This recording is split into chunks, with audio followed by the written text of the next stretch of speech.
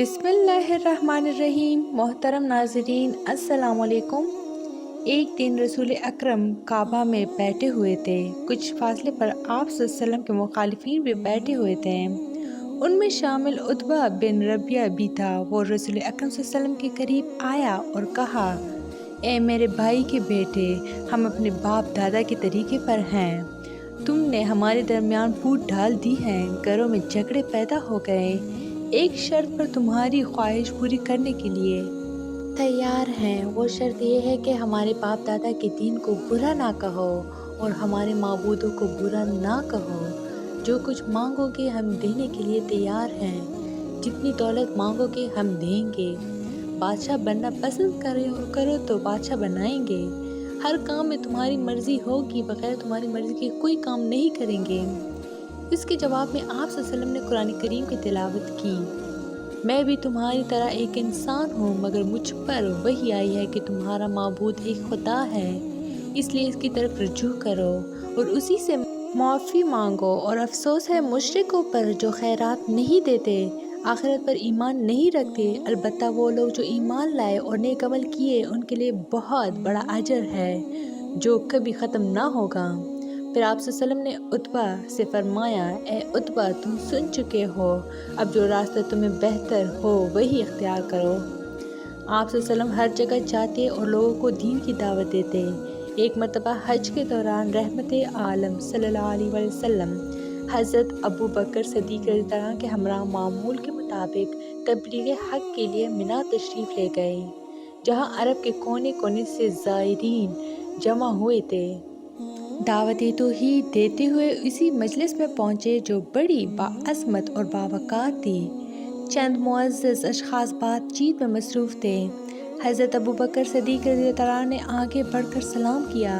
उनसे पूछा, ए बैतुल्लाह के मेहमानों, तुम किस कबीले से ताल्लुक़ रखते हो? हज़रत अबू बकर सिद्दीक़ इस कबीले से वाकिफ़ थे। उन सबको पहचान गए। हज़ूर सल्लल्लाहु की खिदमत में अर्ज़ किया, या रसूलल्लाह, मेरे माँ बाप आप पर कुर्बान, आप सल्लल्लाहु इजाज़त दे तो मैं उनसे बात करूं। हज़ूर सल्लल्लाहु ने इजाज़त दे दी। हज़रत अबू बकर सिद्दीक़ रज़ियल्लाहु अन्हु ने उनसे तफ़सील से गुफ्तगू की और हालात से आगाह किया। फिर हज़ूर सल्लल्लाहु उनसे मुखातिब हुए, मैं तुमको इस बात की तरफ बुलाता हूँ कि तुम गवाही दो कि सिवाय अल्लाह के और कोई इबादत के लायक नहीं, और मैं अल्लाह का रसूल हूँ। मैं चाहता हूँ कि तुम मेरे मददगार बनो ताकि मैं अल्लाह के अहकामात बग़ैर किसी रुकावट पहुँचा सकूँ। आप सल्लल्लाहु ने फरमाया, कुरैश ने अल्लाह के अहकाम की कुल्लम कुल्ला मुखालफत की है, उसके रसूल को जुटलाया, गलत बात पर कायम रहे, सच्चाई का इनकार किया। अल्लाह बेशक तमाम बातों से बेनियाज और तारीफ़ के लायक हैं। उनमें से एक शख्स जिसका नाम मफरूक था पूछा, और किस किस चीज़ की दावत देते हो?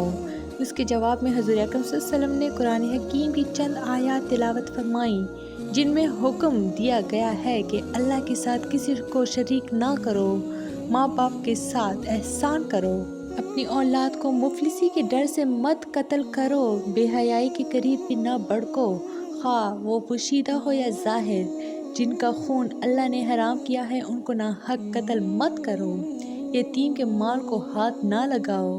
नाप तोल इंसाफ के साथ किया करो, और जब तुम बात करो तो इंसाफ करो। मफरूक कुरान करीम की आयत सुनकर बोल उठा, ए कुरैशी भाई, जो तुमने सुनाया कितना प्यारा कलाम है जो दिल में उतरता चला गया। यकीनन ऐसा कलाम ज़मीन वालों का नहीं हो सकता। खुदा की कसम, जो कुछ तुम कहते हो उसमें भलाई ही भलाई है। जिन लोगों ने तुम्हें जुटलाया वो तुम्हारे साथ ज़्यादती की है।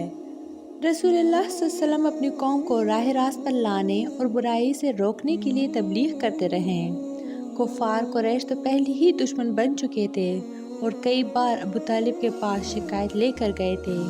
फिर एक मरतबा अबू तालिब के पास आए और उनसे कहा, ए अबू तालिब, आप बुज़ुर्ग हैं, हम सब आपकी कदर करते हैं। हमने आपसे पहले भी कहा था कि आप अपने भतीजे को मना करें, वो हमारे माबूदों के ख़िलाफ़ बातें करते हैं और हम बर्दाश्त नहीं करेंगे। आप इन्हें ऐसा करने से बाज रखिए या उन पर से दस्त शफ़क़त उठा लें और उनकी मदद ना करें।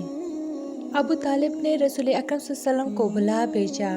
آپ تشریف لائے تو ان سے کہا، میرے بھتیجے، تمہاری قوم کے لوگ میرے پاس آئے تھے، تمہارے بارے میں بہت کچھ کہہ رہے تھے، ذرا میری جان کا بھی خیال کرو اور اپنی جان کا بھی، اور مجھ پر اتنا بوجھ نہ ڈالو کہ میں اٹھا نہ سکوں۔ رسول اکرم صلی اللہ علیہ وسلم نے فرمایا، کوئی میرے داہنے ہاتھ میں سورج اور بائیں ہاتھ میں چاند رکھ دے اور مجھ سے کہے کہ میں اس کام سے باز آ جاؤں، میں ایسا نہیں کروں گا، خواہ اس کے لیے میری جان چلی جائے۔ پھر رسول اکرم صلی اللہ علیہ وسلم کی آنکھوں سے آنسو جاری ہو گئے۔ یہ دیکھ کر ابو طالب نے کہا، جو تمہارا دل چاہے کرو اور جس طرح چاہے تبلیغ کرو، تم کو کسی کے حوالے نہیں کروں گا۔ تو یہ تھی میری آج کی ویڈیو۔ مزید حضرت محمد صلی اللہ علیہ وآلہ وسلم کے پارٹس کے لیے میرے چینل کو لائک، شیئر اور سبسکرائب ضرور کریں۔ Stay tuned for more. Thanks for watching.